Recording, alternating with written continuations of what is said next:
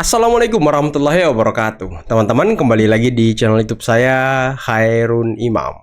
Gimana nih kabar kalian? Semoga kita semua selalu diberi kesehatan, kemudahan, dan juga limpahan rezeki dari Yang Maha Kuasa. Nah, di video kali ini kita akan menyaksikan beberapa tayangan yang sangat menarik dan juga sangat-sangat mengejutkan. Di mana juru bicara dari Banteng, yakni Guntur Romli, lagi-lagi menyebarkan sebuah framing bahwa IKN sudah memakan anggaran negara triliunan, tapi tidak menjadi ibu kota negara. Waduh, waduh, waduh. Tapi sayangnya framing-framing negatif dari Guntur Romli langsung disikat, diskakmat oleh otorita IKN. Wah, ini menarik banget teman-teman, karena kan gerombolan pembenci Pak Jokowi sekarang sedang menggoreng isu mengenai putusan MK yang mengatakan bahwa Jakarta tetap menjadi ibu kota. Nanti kita simak videonya. Karena selain itu, ada hal yang menarik yang dibongkar oleh Jahmada Girsang saat debat dengan Roy Suryo mengenai label peneliti terhadap Roy Suryo. Dan tidak hanya itu, Tifa di dalam sebuah wawancara juga kembali menyebarkan omon-omon bahwa dia akan membongkar artefak-artefak dari 700 bukti yang akan dihadirkan oleh Polda Metro. Tapi kok takut ke pengadilan? Gimana caranya kalian membongkar artefak itu kalau setiap hari kalian ngemis-ngemis agar kasus ini dihentikan? Aduh, congor. Dan lagi teman-teman, ini ada hal menarik nih. Bocoran dari PSI Jawa Tengah bahwa banyak sekali caleg-caleg dari Banteng yang kemarin maju di tahun 2024 akhirnya hijrah ke PSI. Waduh. Apakah ini bentuk perlawanan PSI Jawa Tengah terhadap Banteng? Nanti kita simak videonya. Tapi sebelum kita mulai, jangan lupa like, subscribe, dan share. Dan tanpa perlu berlama-lama lagi, mari kita mulai videonya berikut ini. Ingat ya, ingat ya. Waktu kita masih bergabung dulu, siapa yang mencetuskan bahwa Mas Roy ini peneliti? Ingat narasi saya? Ya kan kita semuanya tahu. Dan narasinya gimana Pak? Narasi Pak dulu. Jahmada waktu itu seperti apa? Narasi Bapak waktu itu seperti apa? Begini. Dulu kan fokus ke masalah. 310, 311, Ya. 32, 35. Harus. Saya bilang begini, waktu kita menghadap DPD, ingat? Iya, pasti. Saya bilang, saya akan buka narasi sampai saya buku penelitian karangan dokter 2. Papal. Apa sih riset? Riset itu menemukan kembali. Riset bahasa Inggris, riset Indonesia. Iya, tapi nggak ada mungkin. giumnya loh. Nggak mungkin bisa salah. Ada giumnya loh. Sudah Kalau ada gium dikatakan 10 hari-hari adalah 11.000% apa? no viral, no justice kan. Dalam penelitian ada no problem, no reset. Because of problem, ada riset. Ya. Saya ajukan dulu ke mereka ini. Narasi saya masih ada. Itu. Dibaca nggak dibaca. Iya. Tak tahu sekarang mah aku peneliti semua. Semua ngaku peneliti sekarang. Aduh, kau ngaku peneliti doang, hei. Ketawa doang yang kau bisa. Mana penelitian kau? Nggak ada omon-omon nol besar. Congor kau doang yang gede. Akui saja kita adalah Amin Rais yang tersandera rasa takut untuk bicara dan memilih diam 1000 bahasa. Akui saja kita mengiyakan apa yang dikatakan oleh Pak Amin Rais. Tapi ragu dan menunggu. Lawak. Barangkali kanan kiri mulai bicara dulu. Lawak. Akui saja kita sudah lama memikirkan yang sama. Dan semakin kesini semakin terasa benar tanda-tandanya. Terima kasih Pak Amin Rais karena sekali lagi telah memulai dulu menyambung lidah kami yang keluh. Waduh, akui saja kalau Anda ini menantu Amin Rais yang selalu membela mertuanya, yang selalu membabi buta mendukung mertuanya dan mendukung Roy Suryo, Tifa, dan kawan-kawannya. Akui saja, Anda itu kan orangnya. Aduh, akui saja. Aduh, yang nonton video ini saya tanya kalian sekarang, siapa yang mau disamakan dengan Amin Rais? Siapa yang mau percaya dengan Amin Rais? Jalan engklek aja lu ke Jakarta sana. Jalan engklek mana? Omon-omon doang. Sama aja congornya kayak Roy Suryo, ya kan? Sekarang giliran kita untuk bicara dan bertindak. Karena negeri ini adalah berkah dari Tuhan untuk kita jaga. Memang. Dengan jiwa dan raga. Kita tidak boleh tinggal diam sementara kompas moral bangsa sedang belok kebingungan arah. Alalala. Berdasarkan studi matematika Bayesian bahwa foto ini ya bukanlah foto Joko Widodo yang menjadi Presiden ke-7 Republik Indonesia. Jadi itu dari satu dokumen saja. Kasihan sekali saya orang khawatir ya. Kami khawatir kalau kita nanti akan lanjut membongkar 709 dokumen yang lain. Ini yang tercoreng-moreng ya, bukan hanya Kepolisian Republik Indonesia, bukan hanya Kejaksaan, tetapi seluruh negara Indonesia akan tercoreng-moreng. Dan kami sudah siap untuk membongkar ya sampai level yang sekecil-kecilnya setiap artefak yang ada pada 709 dokumen itu. Asik, kalau kau mau membongkar, artefak-artefak itu, ya udah dorong kasus ini sampai pengadilan. Biar di pengadilan ruang pembuktiannya, bukan di jalanan, bukan di konferensi pers, bukan di TV-TV, bukan di podcast-podcast, bukan depan kamera.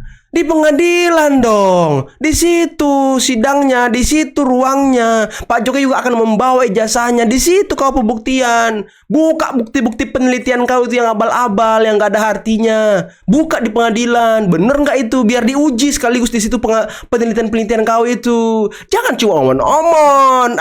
Kerja kau semua ini omon-omon doang. Itu pertama. Belum lagi tentang saksi. Ya, ini 709 dokumen ini nanti kami akan mintakan satu demi satu. Yang memang hak kami sesuai dengan undang-undang ya Pak.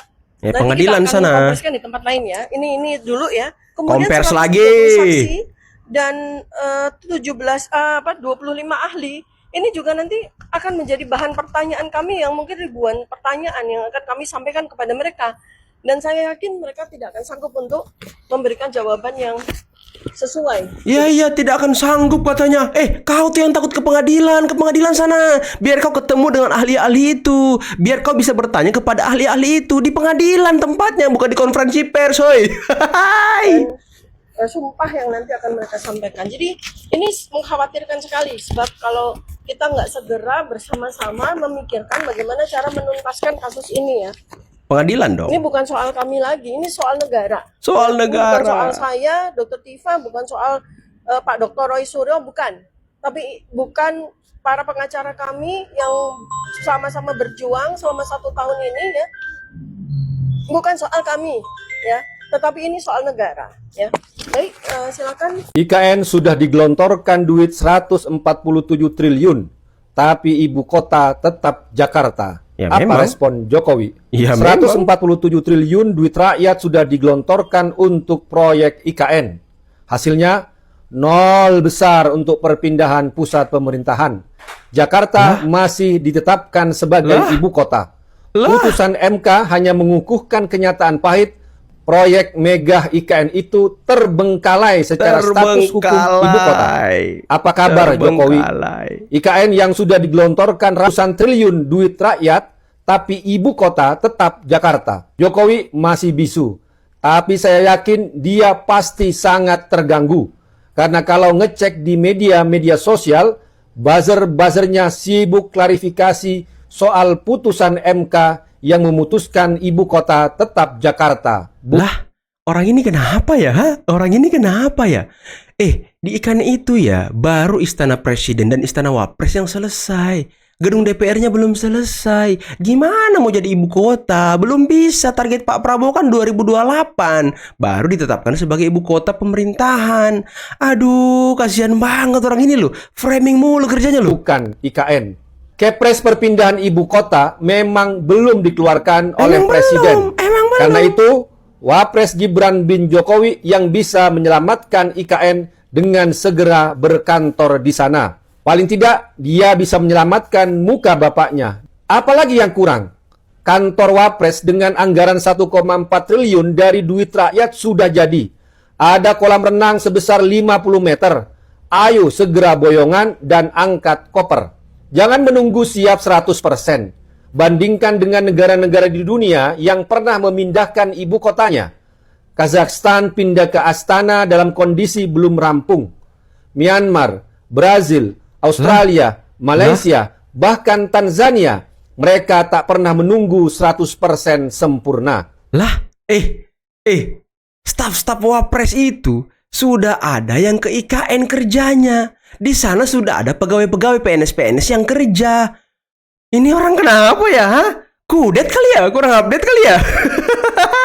Kesan dari putusan MK itu memang sangat memalukan. IKN tidak lebih dari proyek pusat pemerintahan yang terbengkalai. Aspal, beton, dan gedung-gedung sudah berdiri, tapi tak ada nyawa pemerintahan di sana. Kalau menunggu semuanya sempurna, kapan pindahnya? Padahal uang ratusan triliun dari duit rakyat sudah disedot. Udah kudet. Cukup basa-basinya. Kudet. Satu langkah nyata, Kudet. Presiden perintahkan Wapres segera pindah. Kudet. Isi IKN dengan kerja, bukan sekedar wacana. Jangan kudet loh. biarkan bangunan IKN menjadi candi yang mewah. Sehubungan dengan pemberitaan mengenai putusan Mahkamah Konstitusi nomor 71 tahun 2026 tentang pengujian material Undang-Undang nomor 3 tahun 2022 tentang Ibu Kota Negara sebagaimana telah diubah dengan Undang-Undang nomor 21 tahun 2023 tentang perubahan atas Undang-Undang nomor 3 tahun 2022 tentang Ibu Kota Negara.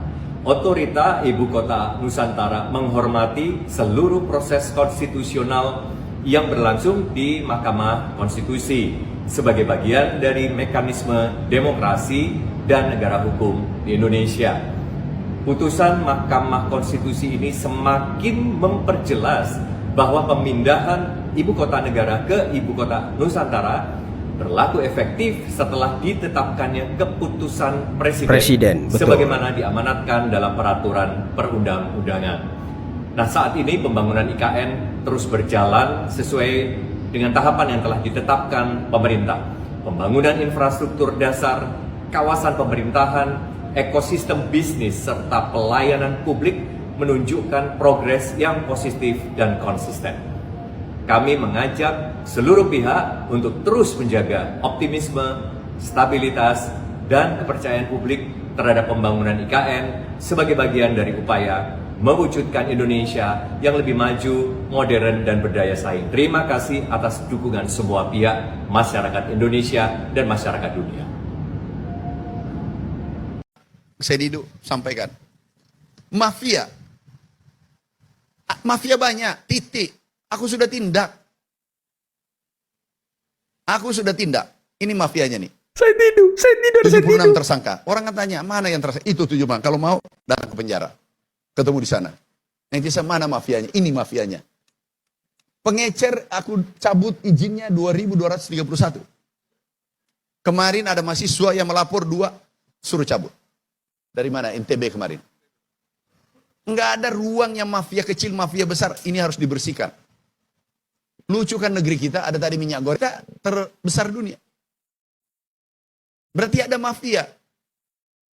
Oke.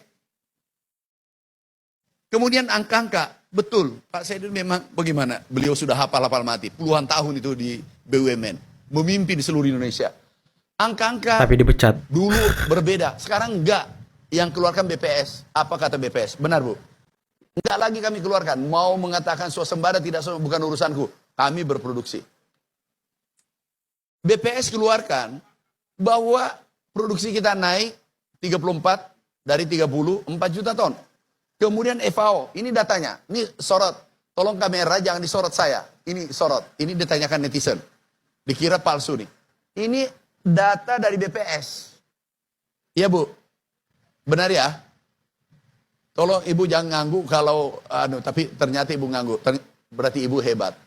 Yang tadi menarik, turun luas sawah, benar Bu? Luas sawah 0,5. Produksinya 12%. Penjelasannya itu tadi Bu. Memang sulit. Kalau kita tidak kuasai satu bidang, baru kita banyak komentar. Betul. Nah, itu dosanya dicetak, dosa dia. Itu ditanya nanti di akhirat itu. Bayangkan kalau 286 juta orang bertanya. Tapi yang susah adalah niat. Ini dia jago memutarbalikan fakta nih. Rizik Syihab itu. Wow. Dengan acting yang luar biasa. Dia kalau dia memprovokasi, lihat ekspresinya, perhatikan. Kalau dia memfitnah, kalau memutarbalikan fakta, lihat ekspresinya. Orang yakin, bengong orang lihat, benar aja dipercaya. Ini aktornya orang, aktor benar-benar. Aktor ya, pemain. Cuman aktor antagonis, iya, bukan protagonis.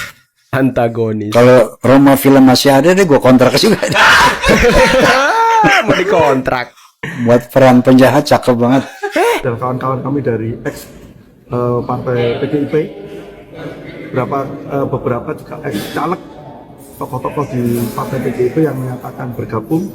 Kemudian kami sambut, kami secara administrasi kami minta KTP untuk kami KTA-kan, dan kami segera susun beliau-beliau ini untuk ditempatkan di porsi kepengurusan atau mungkin di tempat yang lain supaya bisa bekerja politik mulai dari sana. Ini salah satu agenda partai namanya Rakerwilsus, rapat koordinasi wilayah khusus. Kenapa khusus? Karena kami hari ini fokus membahas untuk percepatan struktur mesin partai. Salah satunya kami harus segera bersiap untuk menyongsong verifikasi. Nomor 2-nya bahwa mesin partai ini adalah salah satu indikator untuk kemenangan kami di PSI. Kami tidak mau mesin kami hari tidak lengkap, tidak kuat. Dan menyambung, Pak Jokowi juga terus menunggu kami. Hari ini sudah terlihat hampir 65% lebih, hampir 70% sudah lengkap. Artinya Bapak akan segera turun juga di titik-titik yang struktur pengurusnya lengkap sampai kelurahan dan desa. Ini kenapa kami hari ini mengadakan rapat khusus, rasanya itu supaya kami bisa cek data yang ada di kami dengan data yang ada di lapangan. Oh ya, kabarnya ingin menjadikan Jateng ini sebagai kandang gajah. Itu maksudnya gimana, Mas? Ya, jadi ini menyambung kemarin Rakornas, Rakerwil di Hotel Sunan kemarin Mas Ketum dalam salah satu pidatonya membuka semangat kami meneriakkan jajal Jawa Tengah kandang gajah. Artinya kami harus sambut itu satu dengan kelengkapan struktur pengurus sampai tingkat kelurahan dan desa. Kemudian kami menguatkan lewat sayap-sayap partai, lewat jaringan-jaringan yang ada. Kami harus bersiap. Indikasinya adalah penambahan kursi di Jawa Tengah, baik nanti RI, kemudian penambahan kursi di provinsi maupun di kabupaten kota. Kami punya target-target sehingga ini benar-benar bisa dikatakan kami kandang gajah. Waduh. Jawa Tengah kandang gajah katanya teman-teman. Ini luar biasa sekali ini. Padahal kan selama bertahun-tahun Jawa Tengah itu kandang banteng. Waduh. Ini sepertinya pertarungan politik di 2029 makin panas teman-teman. Makin memicu perhatian yang sangat-sangat memukau. Karena ya spotlightnya nanti ini sepertinya Jawa Tengah. Karena kan Pak Jokowi sudah akan turun gunung, turun ke daerah, ke kampung-kampung, ke desa-desa. Karena beliau sudah sembuh, beliau sudah pulih. Jadi beliau sudah siap bertarung teman-teman. Wah, apakah ini pembalasan dari Pak Jokowi kepada Banteng? Wah, ini menarik nih. Apalagi waktu Pilpres kemarin Pak Pacul, bos Korea sudah mengatakan bahwa ya panglima-panglima perang dari 02 ini di Jawa Tengah itu paten-paten teman-teman. Wah, ini kita lihat nanti ya, Jawa Tengah apakah benar-benar menjadi kandang gajah?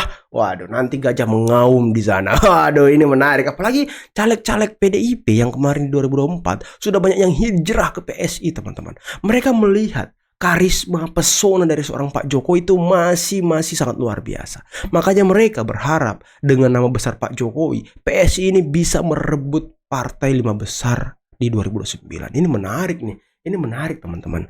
Dan tadi bisa kita dengarkan bagaimana omon-omon Tifa lagi-lagi omon-omon. Aduh, saya tuh udah kenyang ya dengan omongan-omongan si Tifa, si Roy Suryo. Aduh, udah kenyang teman-teman. Kita akan membongkar spesimen artefak dari 700 bukti. Kita akan menanyakan kepada ahli-ahlinya. Ya gimana kamu menanyakan ahli-ahlinya kalau bukan di pengadilan? Di mana? Di konferensi pers. Aduh, gimana ya congor-congor orang ini? Nggak jelas semua teman-teman. Nggak jelas loh. Dia katanya mau membongkar artefak bukti 700. Mau menanyakan saksi tapi minta penghentian penyidikan. Nggak sinkron otaknya. Nggak sinkron, Anda ini nggak sinkron. Jadi kalau ngomong itu ya yang jelas-jelas aja.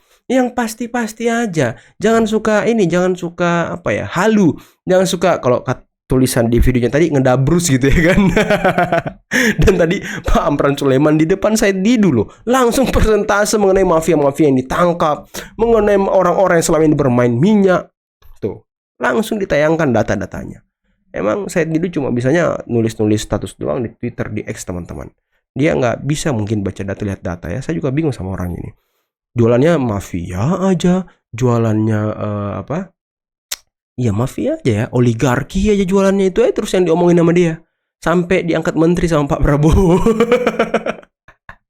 Dan tadi Banteng kita lihat, waduh, kayaknya kepanasan ya, makin kejang-kejang mereka ini. Sepertinya serangan-serangan Banteng kepada Pak Jokowi ini semakin masif kalau kita lihat ya. Karena ya, apalagi Pak Jokowi setelah beliau dibilang dan dikatakan sembuh, Banteng ini makin masif serangannya ke Pak Jokowi, ke Mas Gibran. Ya, apakah ini upaya mereka untuk meredam citra dan pesona Pak Jokowi? Oh, tidak bisa kawan, tidak bisa. Pesona Pak Jokowi ini sangat luar biasa. Terang dia.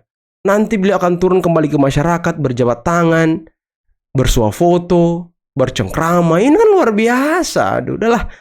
Siap-siap Banteng. Udahlah teman-teman, mungkin cukup sekian video kali ini. Jangan lupa like, subscribe, dan share videonya. Akhir kata, billahi taufiq wal hidayah. Assalamualaikum warahmatullahi wabarakatuh.